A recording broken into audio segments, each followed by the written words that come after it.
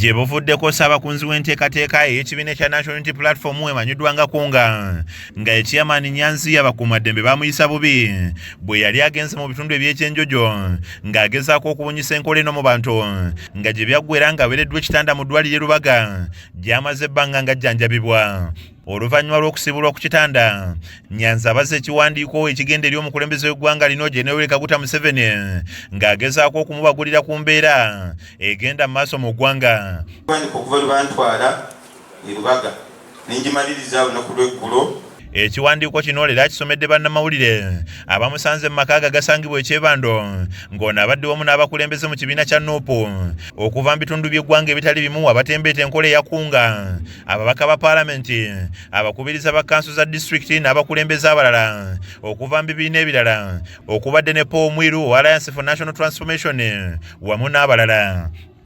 Ewaffe tukkiriza nti bwe tubeera mu struggle buli ekikwata ku omu kikwata ne ku mulala. Y'ensonga eno etuleese nti eddembe liri universal. Our freedoms are fundamental freedoms. They are not granted to us by the state.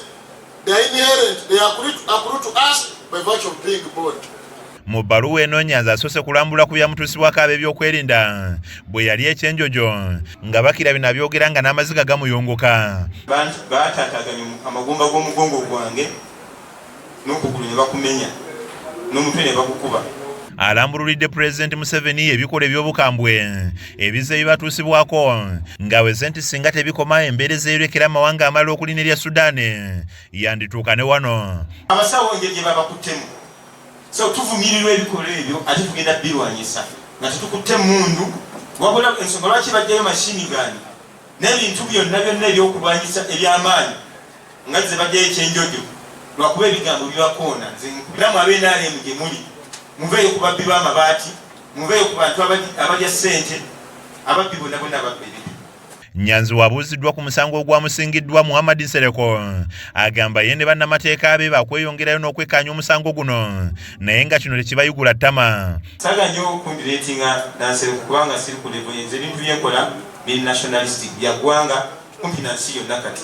Nze nali litiga nti omusango guno and I'm going to continue if there are some loopholes left by that judgment nga teyali addressinze.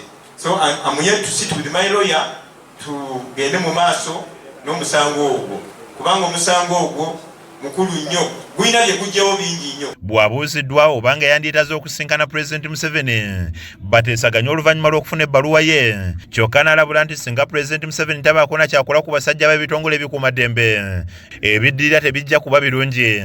We believe in dialogue. Dialogue is one of our values. Naye who are you dialoguing with? Ani gwoteesa naye ensitwaga gitereeza.